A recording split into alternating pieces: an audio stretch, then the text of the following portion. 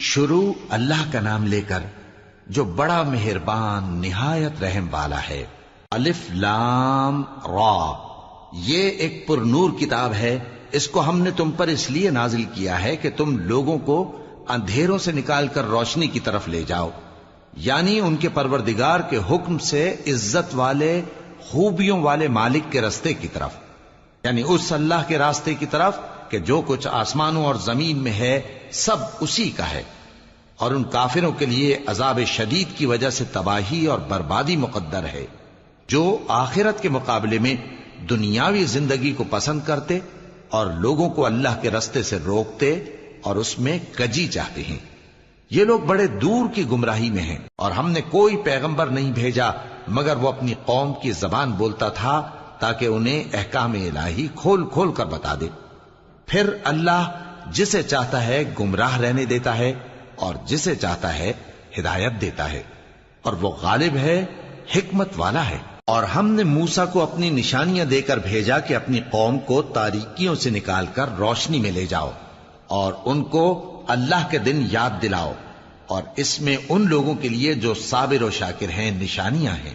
اور جب موسیٰ نے اپنی قوم سے کہا کہ اللہ نے جو تم پر مہربانیاں کی ہیں ان کو یاد کرو، جبکہ اس نے تم کو فرعون کی قوم سے رہائی بخشی، وہ لوگ تمہیں برے برے عذاب دیتے تھے اور تمہارے بیٹوں کو مار ڈالتے تھے اور تمہاری لڑکیوں کو زندہ رہنے دیتے تھے، اور اس میں تمہارے پروردگار کی طرف سے بڑی آزمائش تھی۔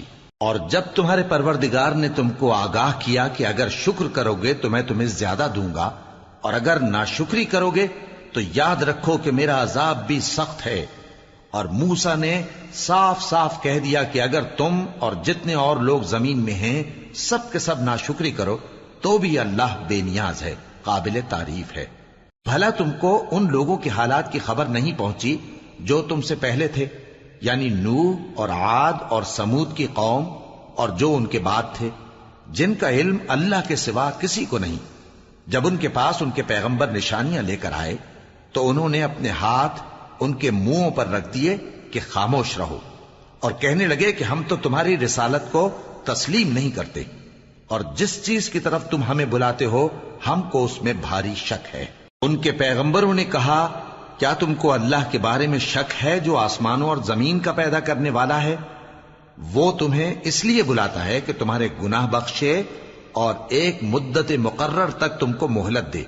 وہ بولے کہ تم تو ہمارے ہی جیسے آدمی ہو، تمہارا یہ منشا ہے کہ جن چیزوں کو ہمارے بڑے پوجتے رہے ہیں ان کے پوجنے سے تم ہمیں روک دو، تو اچھا کوئی کھلی دلیل لاؤ، یعنی معجزہ دکھاؤ۔ پیغمبروں نے ان سے کہا کہ ہاں ہم تمہارے ہی جیسے آدمی ہیں، لیکن اللہ اپنے بندوں میں سے جس پر چاہتا ہے نبوت کا احسان کرتا ہے، اور ہمارے اختیار کی بات نہیں کہ ہم اللہ کے حکم کے بغیر تم کو تمہاری فرمائش کے مطابق معجزہ دکھائیں۔ اور اللہ ہی پر مومنوں کو تو بھروسہ رکھنا چاہیے۔ اور ہم کیوں اللہ پر بھروسہ نہ رکھیں حالانکہ اس نے ہم کو ہمارے دین کے سیدھے رستے بتائے ہیں، اور جو تکلیفیں تم ہم کو دیتے ہو اس پر ہم صبر کریں گے، اور اہل توکل کو تو اللہ ہی پر بھروسہ رکھنا چاہیے۔ اور جو کافر تھے انہوں نے اپنے پیغمبروں سے کہا کہ یا تو ہم تم کو اپنے ملک سے باہر نکال دیں گے یا تم ہمارے مذہب میں واپس آ جاؤ۔ بس ان کے پروردگار نے ان کی طرف وحی بھیجی کہ ہم ظالموں کو ہلاک کر دیں گے اور ان کے بعد تم کو اس زمین میں آباد کر دیں گے۔ یہ اس شخص کے لیے ہے جو قیامت کے روز میرے سامنے کھڑے ہونے سے ڈرے اور میرے عذاب سے خوف کرے۔ اور پیغمبروں نے اللہ سے فتح چاہی اور ہر سرکش ضدی نامراد رہ گیا۔ اس کے پیچھے دوزخ ہے اور اسے پیپ والا پانی پلایا جائے گا، وہ اس کو گھونٹ گھونٹ کر کے پیے گا اور گلے سے نہیں اتار سکے گا، اور ہر طرف سے اسے موت آ رہی ہوگی مگر وہ مرنے میں نہیں آئے گا، اور اس کے بعد سخت عذاب ہوگا۔ جن لوگوں نے اپنے پروردگار سے کفر کیا ان کے اعمال کی مثال راکھ کی سی ہے کہ آندھی کے دن اس پر زور کی ہوا چلے جو اسے اڑا لے جائے۔ اسی طرح جو کام وہ کرتے رہے ان پر ان کو کچھ قابو نہ ہوگا۔ یہی تو پرلے سرے کی گمراہی ہے۔ کیا تم نے نہیں دیکھا کہ اللہ نے آسمانوں اور زمین کو تدبیر سے پیدا کیا ہے؟ اگر وہ چاہے تو تم کو نابود کر دے اور تمہاری جگہ نئی مخلوق پیدا کر دے۔ اور یہ اللہ کو کچھ بھی مشکل نہیں۔ اور قیامت کے دن سب لوگ اللہ کے سامنے کھڑے ہوں گے تو غریب پیروکار بڑے بن بیٹھنے والوں سے کہیں گے کہ ہم تو تمہارے پیرو تھے، کیا تم اللہ کا کچھ عذاب ہم پر سے دفع کر سکتے ہو؟ وہ کہیں گے کہ اگر اللہ ہم کو ہدایت کرتا تو ہم تم کو ہدایت کرتے۔ اب ہم گھبراہٹ ظاہر کریں یا صبر کریں ہمارے حق میں برابر ہے، کوئی جگہ رہائی کی ہمارے لیے نہیں ہے۔ اور جب حساب کتاب کا کام فیصل ہو چکے گا تو شیطان کہے گا جو وعدہ اللہ نے تم سے کیا تھا وہ تو سچا تھا، اور جو وعدہ میں نے تم سے کیا تھا وہ جھوٹا تھا، اور میرا تم پر کسی طرح کا زور نہیں تھا۔ ہاں، میں نے تم کو گمراہی اور باطل کی طرف بلایا تو تم نے جلدی سے اور بے دلیل میرا کہنا مان لیا۔ تو آج مجھے ملامت نہ کرو، اپنے آپ ہی کو ملامت کرو۔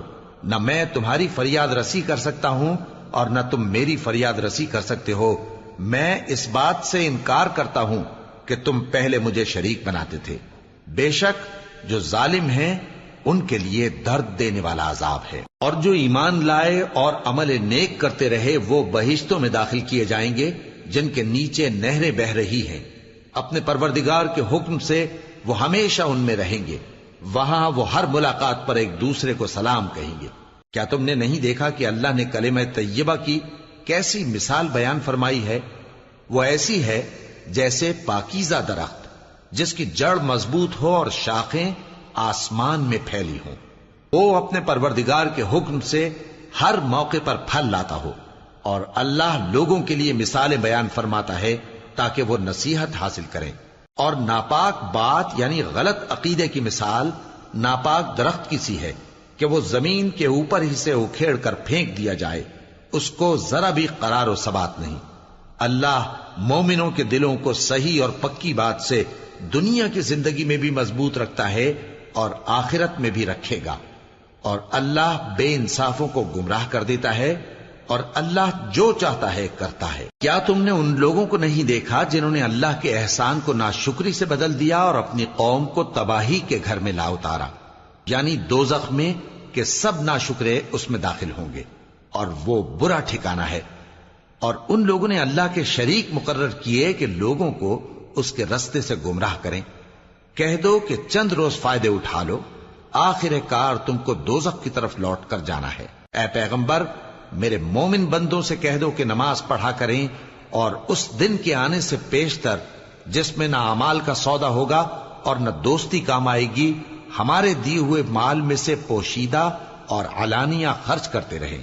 اللہ ہی تو ہے جس نے آسمانوں اور زمین کو پیدا کیا اور آسمان سے مے برسایا، پھر اس سے تمہارے کھانے کے لیے پھل پیدا کیے اور کشتیوں اور جہازوں کو تمہارے زیر فرمان کیا تاکہ وہ سمندر میں اس کے حکم سے چلیں، اور نہروں کو بھی تمہارے زیر فرمان کیا، اور سورج اور چاند کو تمہارے لیے کام میں لگا دیا کہ دونوں دن رات ایک ڈگر پر چل رہے ہیں، اور رات اور دن کو بھی تمہاری خاطر کام میں لگا دیا، اور جو کچھ تم نے مانگا سب میں سے تم کو عنایت کیا۔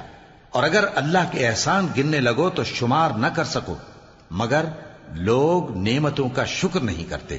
کچھ شک نہیں کہ انسان بڑا بے انصاف ہے، ناشکرا ہے۔ اور جب ابراہیم نے دعا کی کہ اے میرے پروردگار، اس شہر کو لوگوں کے لیے امن کی جگہ بنا دے، اور مجھے اور میری اولاد کو اس بات سے کہ بتوں کی پرستش کرنے لگیں بچائے رکھیو۔ اے پروردگار، انہوں نے بہت سے لوگوں کو گمراہ کیا ہے، سو جس شخص نے میرا کہا مانا وہ میرا ہے، اور جس نے میری نافرمانی کی تو تو بخشنے والا ہے، مہربان ہے۔ اے پروردگار، میں نے اپنی اولاد ایک وادی میں جہاں کھیتی نہیں، تیرے عزت و ادب والے گھر کے پاس لا بسائی ہے۔ اے پروردگار، تاکہ یہ نماز پڑھیں، سو تو لوگوں کے دلوں کو ایسا کر دے کہ ان کی طرف جھکے رہیں، اور ان کو میووں سے روزی دیتے رہنا تاکہ تیرا شکر کریں۔ اے پروردگار، جو بات ہم چھپاتے اور جو ظاہر کرتے ہیں تو سب جانتا ہے، اور اللہ سے کوئی چیز مخفی نہیں، نہ زمین میں نہ آسمان میں۔ اللہ کا شکر ہے جس نے مجھ کو بڑی عمر میں اسماعیل اور اسحاق بخشے، بے شک میرا پروردگار دعا سننے والا ہے۔ اے پروردگار، مجھ کو ایسی توفیق عنایت کر کہ نماز پڑھتا رہوں، اور میری اولاد کو بھی یہ توفیق بخش۔ اے پروردگار، میری دعا قبول فرما۔ اے پروردگار، حساب کتاب کے دن میری اور میرے ماں باپ کی اور مومنوں کی مغفرت کیجو۔ اور مومنوں یہ نہ سمجھنا کہ یہ ظالم جو کام کر رہے ہیں اللہ ان سے بے خبر ہے، وہ ان کو اس دن تک مہلت دے رہا ہے جبکہ دہشت کے سبب آنکھیں پھٹی کی پھٹی رہ جائیں گی اور لوگ سر اٹھائے ہوئے میدان قیامت کی طرف دوڑ رہے ہوں گے، ان کی نگاہیں خود اپنی طرف لوٹ نہ سکیں گی اور ان کے دل مارے خوف کے ہوا ہو رہے ہوں گے۔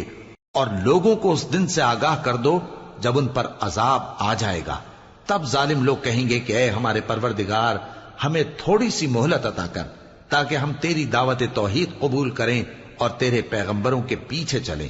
تو جواب ملے گا، کیا تم پہلے قسمیں نہیں کھایا کرتے تھے کہ تم کو اس حال سے جس میں تم ہو زوال نہیں ہوگا؟ اور جو لوگ اپنے آپ پر ظلم کرتے تھے تم ان کے مکانوں میں رہتے تھے، اور تم پر ظاہر ہو چکا تھا کہ ہم نے ان لوگوں کے ساتھ کس طرح کا معاملہ کیا تھا، اور تمہارے سمجھانے کے لیے مثالیں بیان کر دی تھیں۔ اور انہوں نے بڑی بڑی تدبیریں کی اور ان کی سب تدبیریں اللہ کے ہاں لکھی ہوئی ہیں، گو وہ تدبیریں ایسی غضب کی تھیں کہ ان سے پہاڑ بھی ٹل جائیں۔ تو ایسا خیال نہ کرنا کہ اللہ نے جو اپنے پیغمبروں سے وعدہ کیا ہے وہ اس کے خلاف کرے گا، بے شک اللہ زبردست ہے، بدلہ لینے والا ہے۔ جس دن یہ زمین دوسری ہی زمین بنا دی جائے گی اور آسمان بھی بدل دیے جائیں گے اور سب لوگ اللہ کے سامنے نکل کھڑے ہوں گے جو یکتا ہے، بڑا زبردست ہے۔ اور اس دن تم گناہگاروں کو دیکھو گے کہ زنجیروں میں جکڑے ہوئے ہیں، ان کے کرتے تارکول کے ہوں گے اور ان کے چہروں کو آگ لپٹ رہی ہوگی، یہ اس لیے کہ اللہ ہر شخص کو اس کے اعمال کا بدلہ دے۔ بے شک اللہ جلد حساب لینے والا ہے۔ یہ قرآن لوگوں کے نام اللہ کا پیغام ہے تاکہ ان کو اس سے ڈرایا جائے اور تاکہ وہ جان لیں کہ وہی اکیلا معبود ہے اور تاکہ اہل عقل نصیحت حاصل کریں۔